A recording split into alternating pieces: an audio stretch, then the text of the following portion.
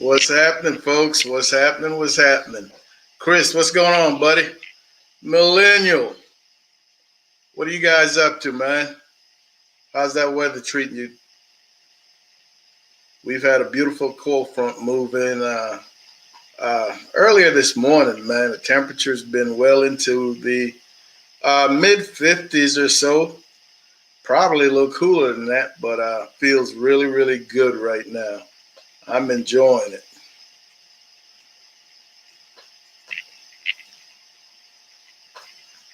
Mr. Carr, what's going on, buddy? Welcome to another evening, man. We will give the group the usual 2 or 3 minutes or so before we get into Bacon Fest.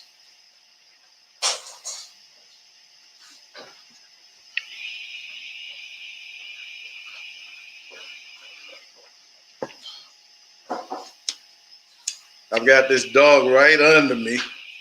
I can barely move my feet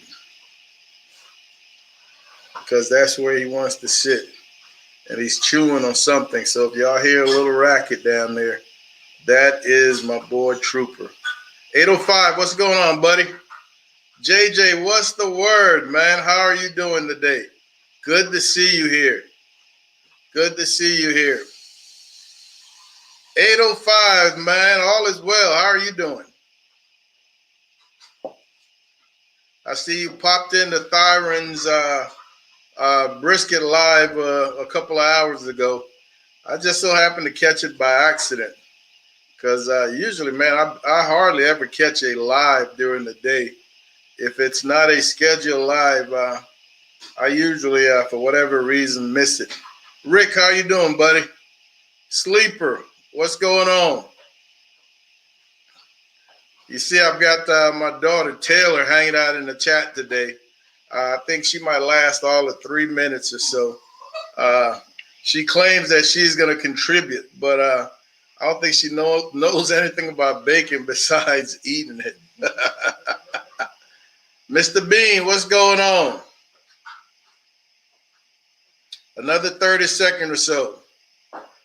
Mario, good to see you, man. Is everybody's weather as cool as we're having right now? This is beautiful. This is supposed to be cook-off weather right here. Juan, what's going on, buddy? Folks, Juan is the one that really gave me the idea for bacon. He posted a picture of some homemade bacon, and I've been planning to do a video over the last a couple of weeks or so. Still haven't pulled the trigger, but I definitely will in the next up and coming weeks. Trumpet, what's going on, buddy? Trumpet, it was great to see a video, man. Finally, after you getting over that nasty COVID, it was good to see that wing video. Nice, nice wings. Cold and rainy. That's similar to what we've got here, Chris. Lulu from the UK. Awesome to have you once again. Michael, man, I'm so honored that you guys chose to attend this class last weekend. And man, it was an absolute fun class. You guys were great students. And I think the information, man, the processes, the knowledge that I was able to drop on you guys will serve you well in the very near future. I can't wait to see you guys hit the competition trail. It's going to be an awesome thing. Can't wait to see it. Grinning and chilling. Moho, what's happening, buddy? Man, awesome to see you guys once again. Folks, let's get started. I really want to thank you guys for hanging out with Mom and Papa Joe once again, man. It's a real honor and a pleasure. So today we're going to be talking about homemade bacon. Like I mentioned just shortly, I've been thinking about doing a video now for a couple of weeks. And my man Juan Mendoza, who's here in the chat, actually is the one that kind of right 2 or 3 days ago sort of forced my hand or gave me the motivation to get this underway. And I figured that I would just start by, because I want to do the bacon video I want to do is a recipe that's not very common. So I'm hoping to get some ideas from you guys who may have done something that's out of the ordinary. So as we talk about bacon, man, I know a few people who don't eat bacon because of religious reasons, but I don't know of anyone or have never heard of anyone who does not like bacon. All right, I want you to understand the difference. Not eating bacon because of religious reasons and not liking bacon. Everybody likes bacon. And the versatility of bacon is just so awesome. You can have bacon in anything from desserts to meats to ice cream. I mean, you name it, you can have bacon candy. So it's an awesome piece of meat, man. And like Rick says, it makes everything better. It makes everything. You put it in your hot chocolate. That hot chocolate is going to be extra special. Bacon, bacon, bacon. That's what I'm talking about right there. That is what I'm talking about right there. So as we look at homemade bacon, how many of you in the chat have ever made your own bacon? I've done it twice, and each time, each of those 2 times was with a different recipe, so to speak. The core ingredients were the same, but the recipe in terms of herbs were slightly different. I did a black pepper bacon, and then I did a maple syrup bacon, and they were both absolutely delicious. I shared them with some friends to get some honest feedback, and a few of them thought that I actually was giving them store-bought bacon. So it's really easy to make, and I guarantee you, man, chances of you being unsatisfied with that final product are very small. You're really gonna have to do something out of the ordinary to mess it up. All right, bacon. Bacon is the duct tape of food. You're definitely right. You 5 popper making food.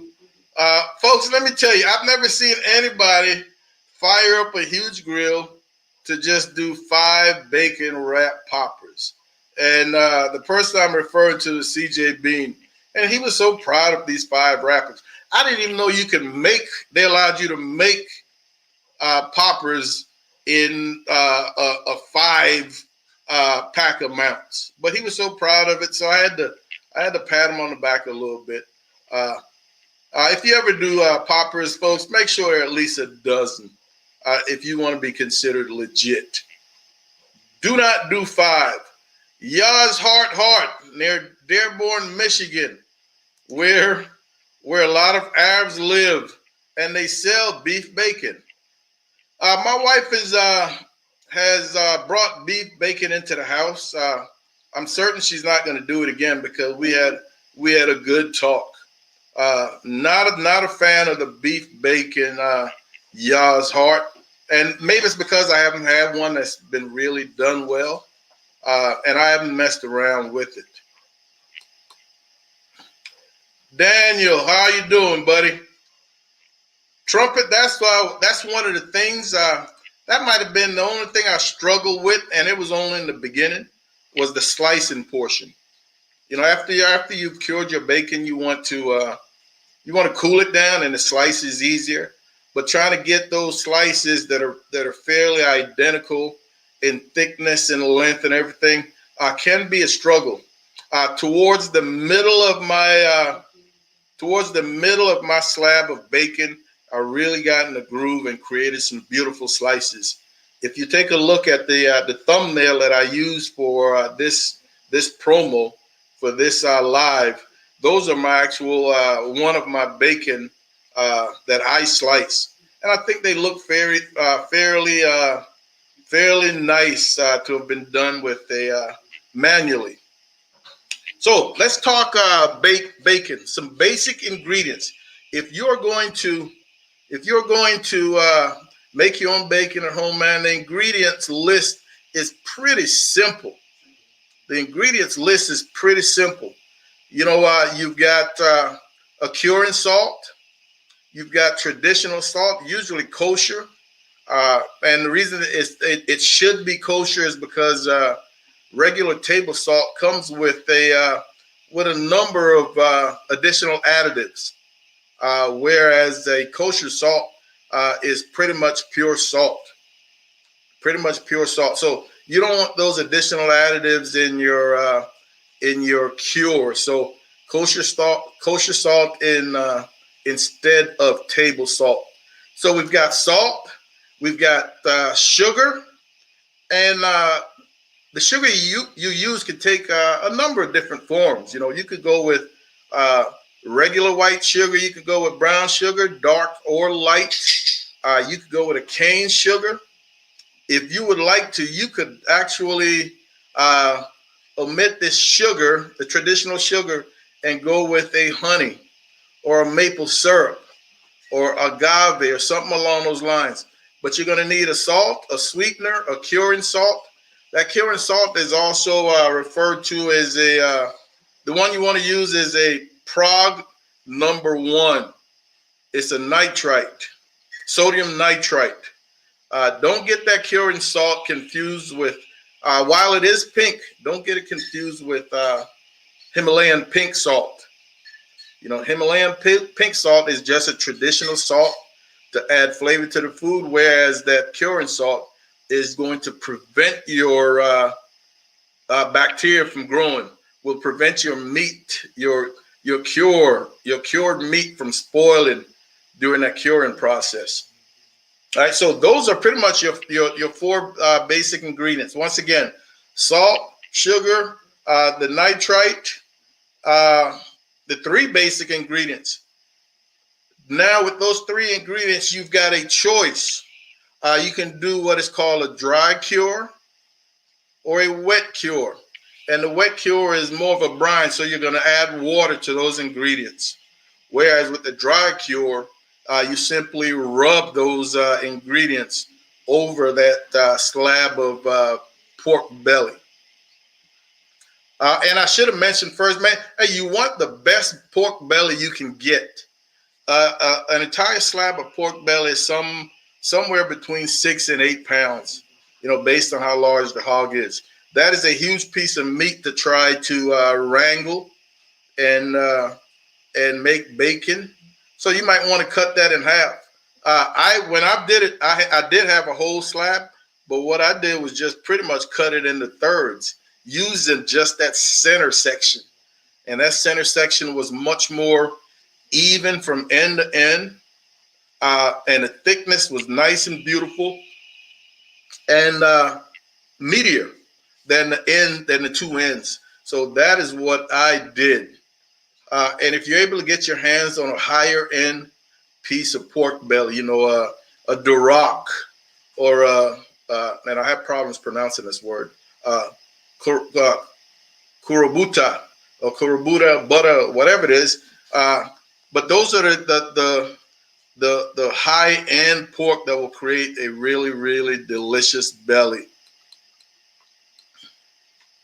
James, I see you in the chat, baby. How are you doing, man?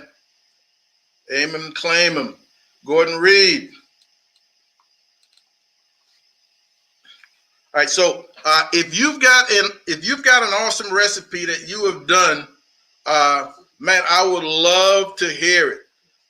Awesome recipe, something that will give us folks some ideas. I would love to hear it.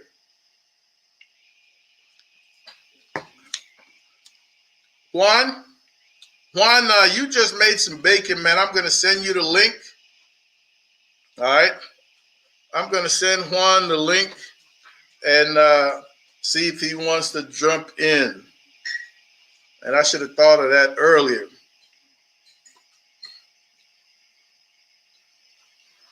Give me a second.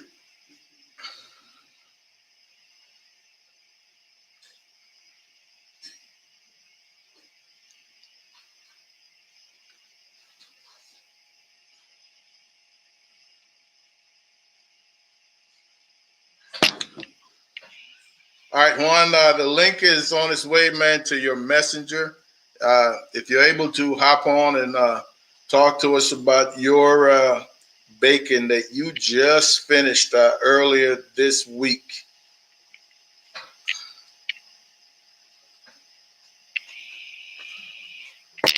Folks, there are specific amounts that you should be using, to really create a bacon that's going to be safe enough for you to eat, especially when you start thinking about the nitrites, the sodium nitrites, the prog number 1, that curing salt. You don't want to overdo that because that can be very dangerous.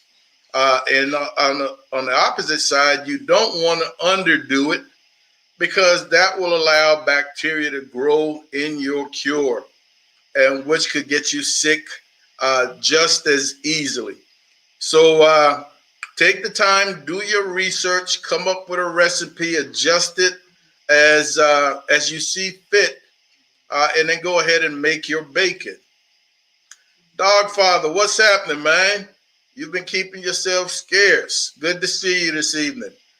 Probably at work as usual, always on that grind. Always on that grind. Now, you put those ingredients together, man, and those ingredients aren't so much going to be your flavor profile. That is your cure. Now, to those ingredients, you can add the things now that are going to flavor your bacon. Like if you're going to do a black pepper bacon, then you can add it to those 3 basic ingredients. If you're going to do a more herbaceous bacon, things like juniper berries, garlic. If you really, really want to create something a little more savory, a little more kicked up, that is when you'll add it to those basic ingredients and make it a part of that cure, that rub. Or if you're doing a wet cure, that mixture. Keep in mind, there are pros and cons of a wet cook. Not so much pure pros and cons, but there are some benefits and some small some sideways issues. It is the belief that a wet cure will not create as flavorful a product as a dry cure because the water tends to dilute some of the other flavoring additives, some of the other flavors, herbs and stuff that you put in there. The water will dilute that.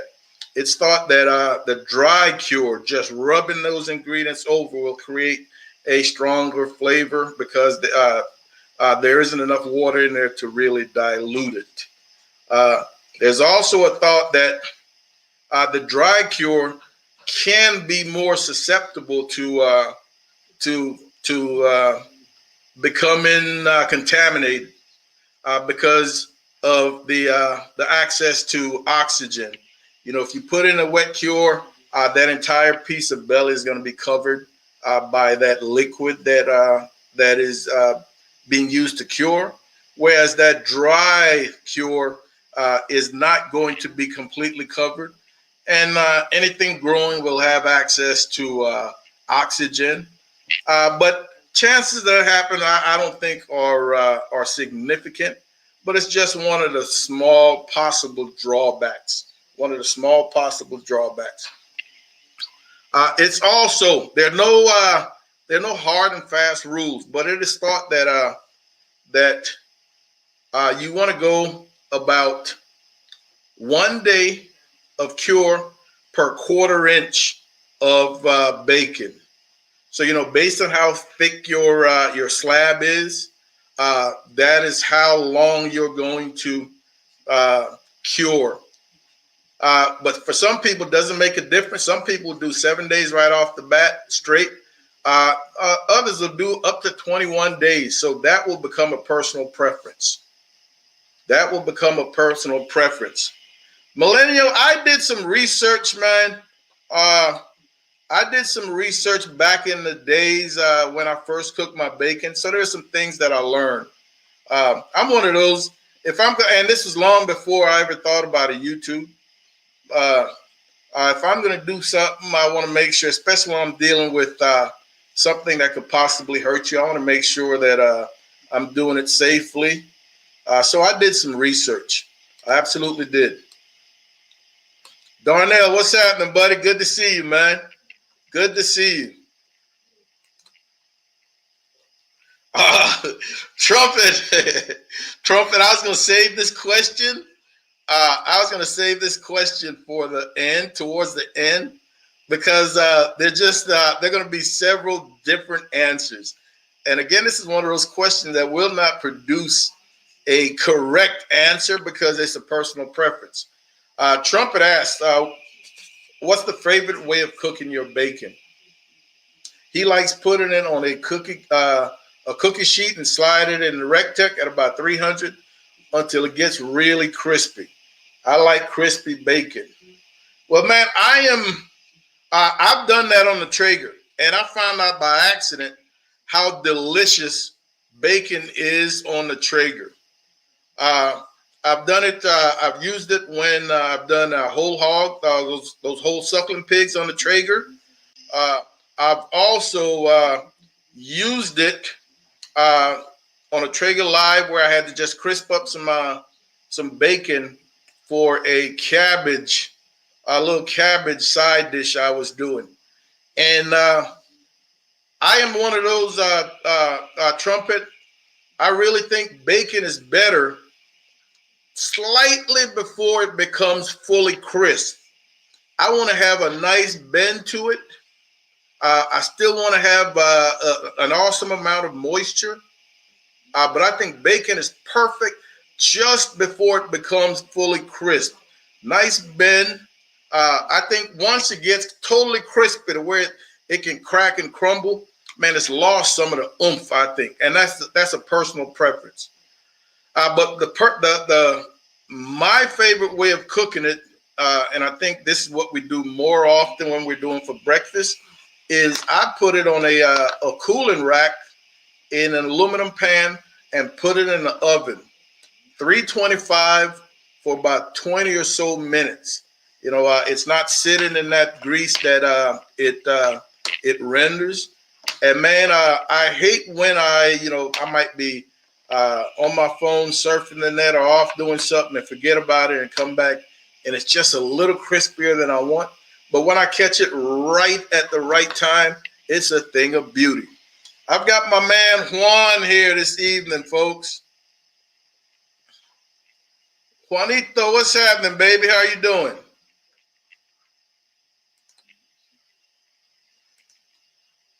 Juan, I think you're on mute right now, Juan.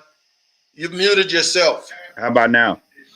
There you go. You're good to go. Can you hear me now? Yeah. Yes, sir.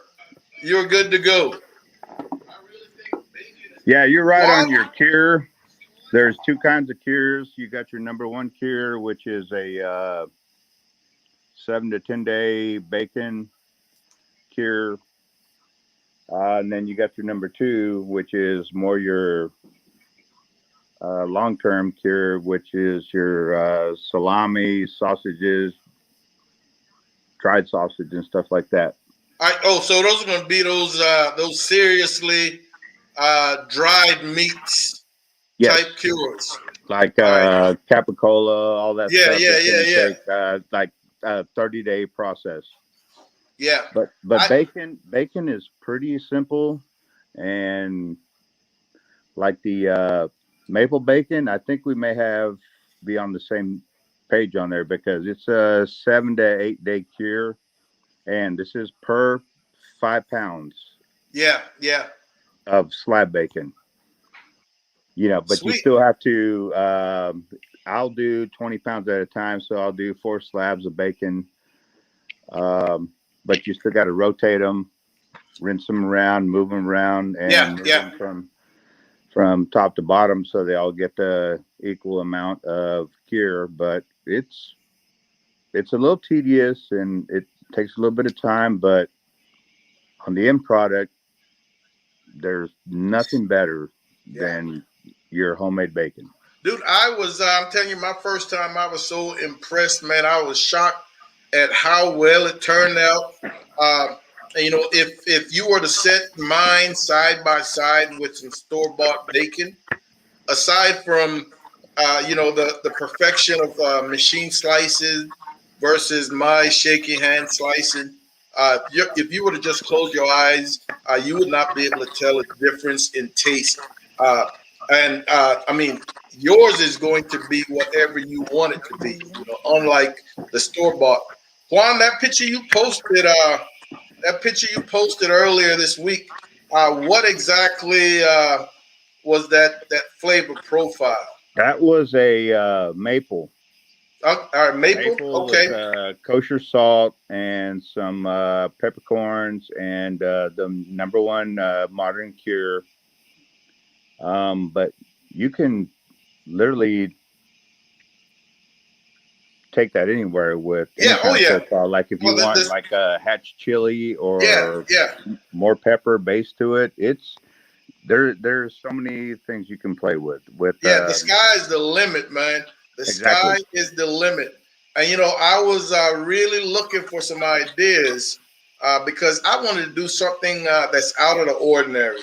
I've done the black pepper bacon, loved it. Done the maple bacon, loved it. But I am looking for something that's just significantly different than that. I don't even know what a juniper berry tastes like. But as I was doing some reading today, somebody mentioned, or I read someplace, that is also a great flavor for bacon. And I know juniper berry is in a lot of cures. I think it's not cures, pickling spices. Yeah. Juniper berries in pickling spices, because when I've done the pastrami, I've read the label of my pickling spices, and juniper berries are in it. So I want to see if I can just get plain juniper berries and make that a part of this next bacon video that I am going to do. Yeah, Daddy D, what's happening, baby? How are you doing? Yeah, I've also done some venison meat with it, like backstrap, the same thing. Did you? Okay. Put it in the same cure. Run it the same way, and it kind of comes out like pastrami. Yeah. I'm with that, man. That might like juniper berry, like you're talking about. There's endless ways on what you can do with hatch chili peppers and everything is available that's seasonal. Works. All right. Well, Juan, here's a question from Sleeper for you. Juan, I want to cure a hot and sweet wet cure. I'm thinking the hot or sweet has to be done the 7 days. Can't do both during the cure. So I don't see why you couldn't do hot and sweet in one cure. I think you can. You can do as long as you're using the number one cure, and you can add the heat as the hot for cayenne or jalapeno or habanero, and then the sweet's going to come from your brown sugar or maple. Sleeper. I definitely think you can, man. That wouldn't be a problem. Yeah, that wouldn't be a problem. And here's trumpet. Yeah, I hadn't even thought of chipotle peppers, man. Yeah. What tastes like juniper? Chipotle peppers? I have never tasted it. Yeah, I've never tasted a juniper berry, but I doubt it tastes like a chipotle. Being 05 Popper fool, he doesn't know what he's talking about, man. Smoking Joe, how you doing, buddy?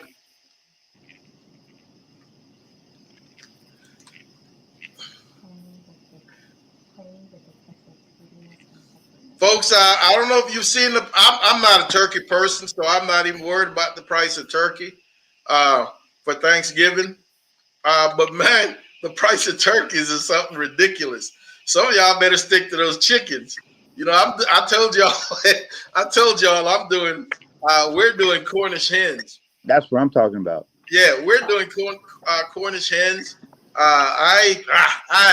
Turkey is just so boring, man. I don't care how you inject and what you do. I find turkey absolutely boring. If and when I'm going to eat it, it's going to be fried. That's the only way I can halfway enjoy it, and that's not going to be very often. Uh, but man, turkeys are running upwards of $50, $60, $70 based on how large you want to go. Uh, and hey, some simple advice. Take it for what it's worth. If you're gonna do a turkey that's over 12 pounds, let's say 20, 25 pounds, you're better off getting two 12-pounders for a quicker cook, shorter cook, juicier birds. Instead of doing one large 24-pounder or something like that. Trumpet. So I looked up, CJ. I looked up juniper berry, which I've never had. Yeah. It says it's a slightly piney flavor. All right. With a touch of fruitiness and pepperiness. All right. So, okay, bean wasn't too far off when it says it was a little like chipotle peppers. So it's kind of piney, a little fruity, and a little peppery. All right. That sounds interesting. That could be something that I can work with, man. That can be something I work with. Yeah, what we need to do is come up with something different than just your black pepper bacon. Yeah. Maple bacon. Why don't we work on something like that? Yes, sir. Absolutely. All right, Bean, this might be the best thing you said for some time, man. CJ Bean, here's to you, bro. Folks, the holiday season is fast approaching, man. I want everyone to really, really prepare and enjoy the upcoming holidays. Hey, we never know which morning we wake up is going to be our last. Here's to you guys. Exactly. Cheers.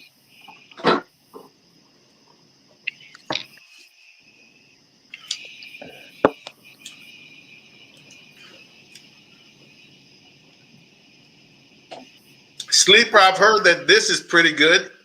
The Cajun butter garlic with the butter bath for turkeys. If you do it, send me some pictures. I'd like to see what it ends up looking like. Darnell. All right. Are you taking pre-orders, Darnell? He's selling turkeys, $70, 10 to 12 pounds. That's a great size. All right. Customers are lined up and ready. Yeah. Anything larger than 120, I explained the two turkey deal to my customers. Yeah. Nobody wants to cook a 20-pound bird, man. Nobody wants to cook a 25-pound bird. You better off getting two 12-pounders. Exactly. It's going to be a shorter cook, resulting in a juicier, tastier bird. Yeah. Exactly. Millennial says, all I know is I taste a little juniper when I'm sipping on my gin and juice. I like that. Yeah, I like that. All right, so man, if you're gonna vend, there's nothing like pre-orders because you can take all the orders over the phone, on the internet. If those people aren't paid up, chances are you're going to be left over with some. You're going to have some products left over. Yeah, so pre-orders is a great idea. Good job, Darnell. So, folks, you've cured your bacon, your slab, for 7 days. You've taken it out, and if you're anything like me, if you can remember those, I've done two pastrami video where I had the brine with the salt and the sugar and the likes. And whatever recipe I've used, man, I've always chosen to cut the salt in at least half. I am not a fan of wanting to soak that piece of meat when I take it out of that cure, out of that brine. I don't want to soak, so I don't want that meat to become overly salty. You know, if I was to make bacon and I didn't think it had enough salt on it, before I put it in the cook, I put a little additional kosher salt on it, and I'll be good. But I would much rather have it that way than too salty. Agreed. And like I said, I don't want to soak or rinse off. I like to come right out of that brine, right out of that dry cure, dry it off, whatever the case might be, and then we're going to go into creating what is called the pellicle. We go into creating what is called the pellicle. Yes, that's an important step right before the cold smoke. Yes, yes. And folks, the pellicle is nothing more than you dry that piece of meat off, and then you are going to stick it in your fridge on a rack. That way, there's airflow both on top, the bottom, and the sides. And what you're doing is drying that piece of meat out even more. And what it's going to do is create a shiny type dry surface that's going to be tacky. All right, you're going to touch it and your finger's going to stick a little bit, but nothing will come up on your finger. It's just tacky. And it's great to do that in the fridge overnight, but you can go as little as 3 or 4 hours. If you're pressed for time, as little as 3 or 4 hours. What you can do is put it on a rack, put it on your counter, and have a fan directly. Yes, a fan works as well. Yeah, a fan to speed up that pellicle development. And the pellicle development, that sticky, that tacky surface is all about now catching and hanging on to whatever smoke you've decided to flavor your bacon with. All right, that pellicle is what grabs onto that smoke and hangs on to that flavor. So very important that you develop a pellicle. Overnight is great. Oh my goodness. Look at hey. Folks, if you've never had some of Juan's moonshine, I am telling you, it is to die for. Juan's moonshine is to die for. And he's got all kinds of flavors. All right. He's got all kinds of flavors. I've never drank straight from the gas can. Right. So I'm the mason jar man. No, the cucumbers are the best. Yeah. And right now, I've got half of a mason jar of some cucumber moonshine. It's like a moonshine pickle. And folks, it sounds, if you're anything like me, just the hearing that, I was like, that is not going to work. After 2 or 3 sips, it is totally delicious. You see what it does to Eddie Medrano. Yeah. Yeah, it is totally delicious. Folks, he's got apple pie, he's got strawberry, he's got peaches. They're absolutely. You know what? I may come up with a juniper berry. Yeah, make it exactly. Yeah, exactly. The boy said you're drinking turpentine.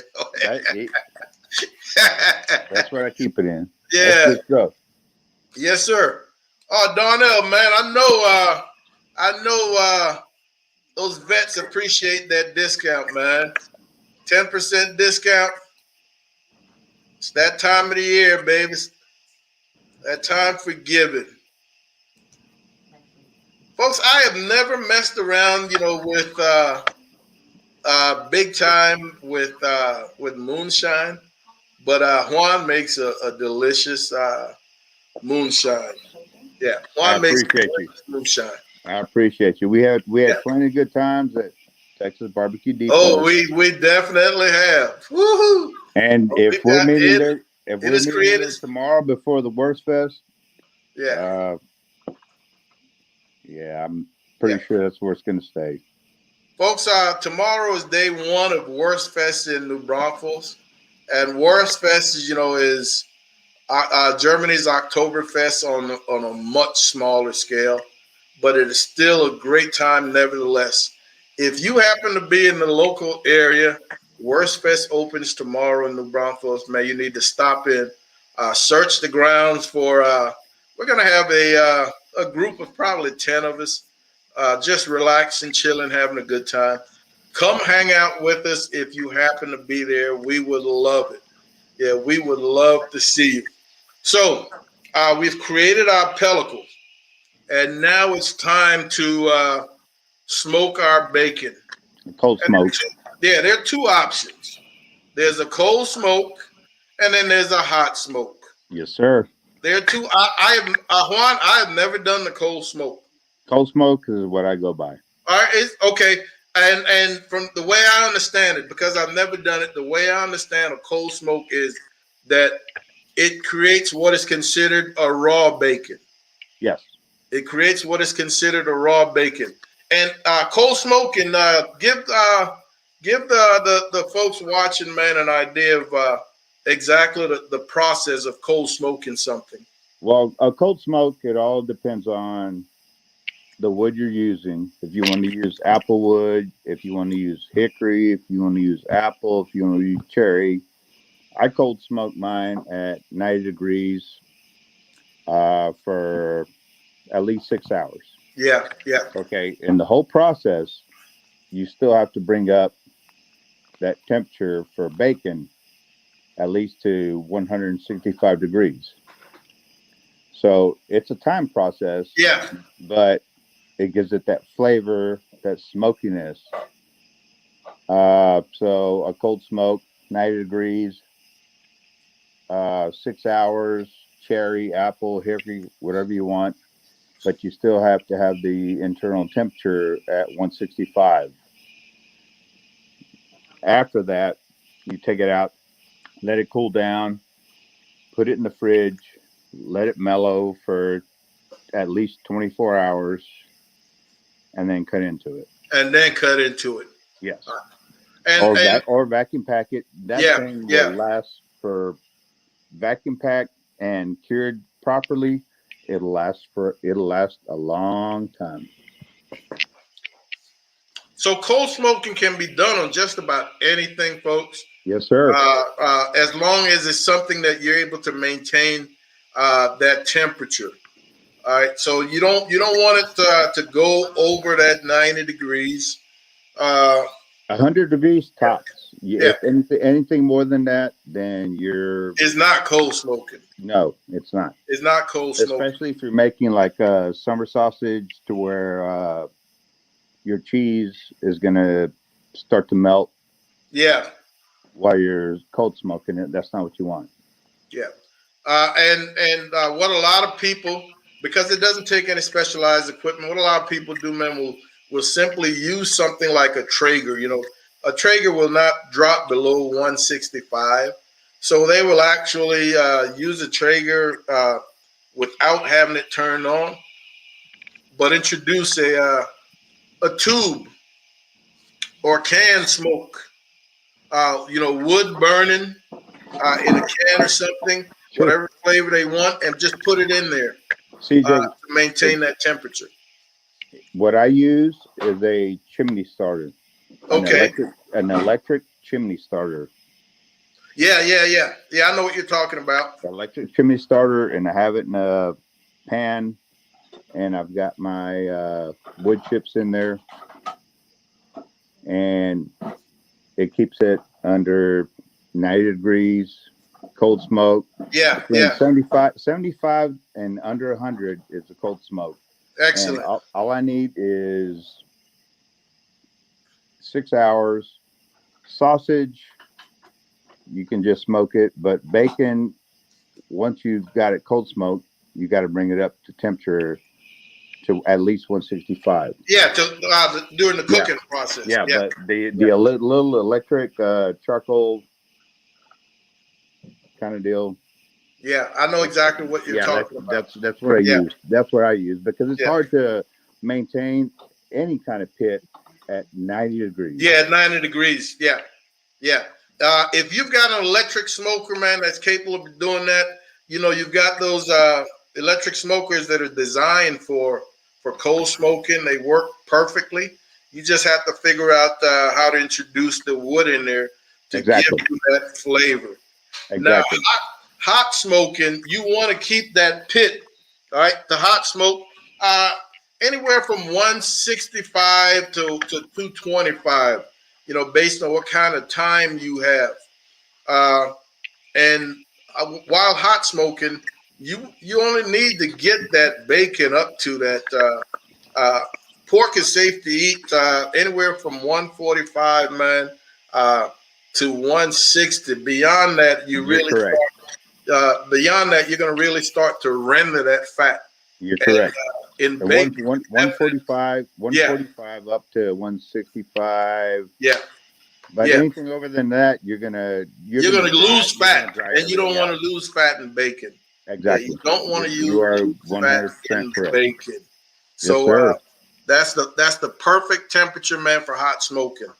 And hot smoking create what is considered a cooked bacon. Now you just have to slice it and finish the cooking to crisp it up. Yes, sir. And what's great about homemade bacon, man, you can cut it as thick or as thin as you want. That piece of pork belly, you think about a 1/4 inch slice, crisp on both sides, nicely colored with some good char. The sandwiches that thing will make, oh my goodness. All right. BLT. Yeah. BLT.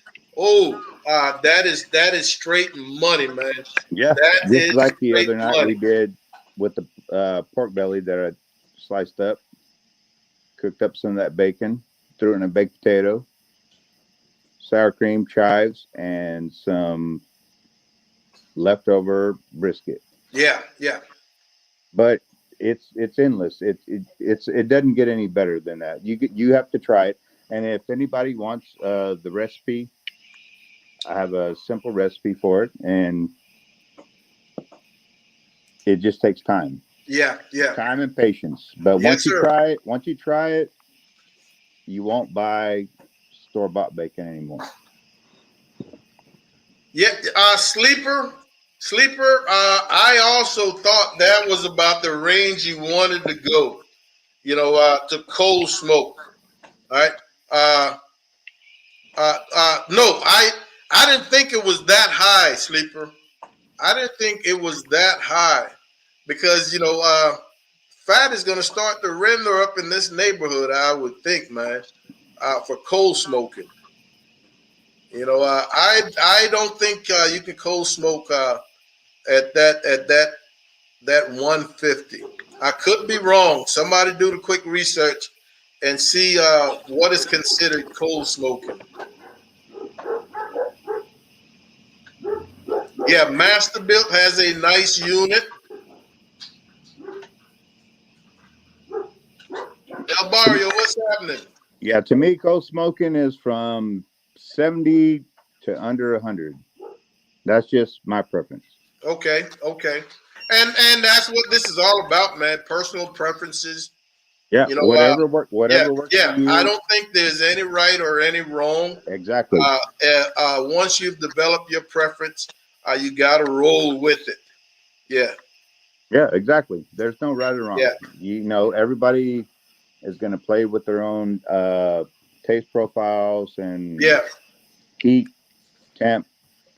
But Trumpet, is this a specialized pit, or is this just one of the units, regular units, one of the standard units with an option for cold smoke? And what I mean by that is, do they have a unit that is designed to burn at those low temperatures? Most pellets will only burn at a particular temperature, and that lowest temperature is still way hotter than what would be considered cold smoking. With our oven, 170 is the lowest we can go in the oven. Yeah. So, and that's definitely not cold smoking. Yeah, exactly. Yeah, that is definitely not cold smoking. All right, but this is where, Trumpet, I was going to ask that question. What is everyone's favorite way to cook bacon? What is everyone's favorite way to cook bacon? And must your bacon be crispy? or does it still have to have a bend? I do not want it entirely crispy. Now, if I'm making something like a like bacon for a baked potato, I can see it getting a little crispier. That way, it crumbles nicely when I sprinkle it on a baked potato. But if I'm eating it for breakfast, I want my bacon to have a bend. Uh, and I love putting it on a rack and sliding it in that oven, 325, man, for about 20 or so minutes. And for me, that is perfection. How else do you guys like to do your bacon? What's your go-to?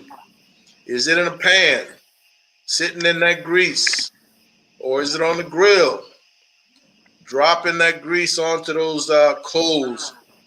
Sending those microparticles back up, additional flavoring to that piece of meat. Quail on the grill, on the pit, smoke. Yeah, yeah. All right. Trumpet likes that. Trumpet likes that crispy on the pellet smoker. Mario says it's crispy all day. Beaner, I've never done that in the air fryer. And then again, I'm not going to bust out the air fryer for a couple of slices of bacon.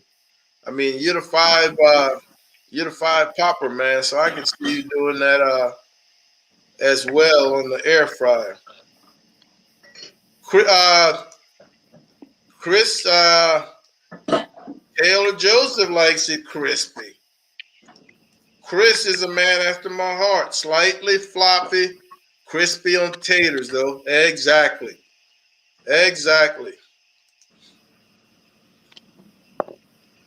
Darnell says just use a smoke box only in your cooker to cold smoke. Don't fire up the cooker. Exactly. And you just need to pay attention to that, Darnell, and refuel that smoke box as necessary to maintain that low temperature. That really works. I've got a number of different smoke boxes slash smoke tubes. So I can see myself doing that. Beautiful.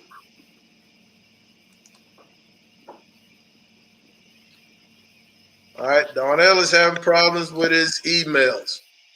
All right, folks, we're just about at that hour, man. Let me real quick go back into last weekend. Last weekend was a beautiful weekend. We held our last class of the year at the Texas Barbecue Depot with Ruby Flores and Eddie Medrano. Cheers. Man, what it was an a great awesome time. class! Yeah, what an awesome class it was. Juan came to help us out on the tail end of things. Awesome class, large class, but man, an awesome group of students, motivated group of students. Great questions, man. They made me work to put out that quality information.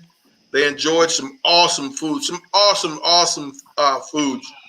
And one of the things I love doing in this class, man, is I don't feel that it's necessary, nor is it warranted that I cook a high-end brisket at the class. I really like to show the students that it is not absolutely necessary that you run out there and buy this $200 Wagyu for a competition. Exactly. I agree with you. Yeah, I pulled out a choice brisket, brought it in the original packaging just so that there were no ifs, ands, or buts. I've taken your class. Yeah. And the week after, surprisingly, I hit a first place brisket with a $40 brisket. Yeah, exactly. And again, man, that brisket at the end of the class was absolute money, and it was a choice. It was. Yeah, it was absolute money. We had a couple of students from out of states, and this is not the first time we've had students out of state, but they've usually been from neighboring states, shorter drives. But we actually had a gentleman that had to take multiple flights, man, to get here from California. And my man Hayward, he said he's going to try to stop in tonight. He hasn't yet. Really want to thank Hayward for making it to the class. His flights out were seriously delayed and missed planes. It took him some 7 hours, but he made it home safely. Yeah, we had a gentleman from South Carolina. Like I said, I am just so confident that these pit masters are going to be able to go out there, man, and really make things happen. I'm talking like right now, like Yeah, right now. I agree with Go you. home and make this information theirs. They're going to make this happen like right now. I'm a Cypress, how believer. you doing, lady? Good to see you. CJ Bean, I think I gave you the wrong date for that guest speaker slot. So we're going to have to look at next year. Yeah, we're going to have to look at next year. So right now, folks, the flyer hasn't come out yet, but it will be coming out shortly.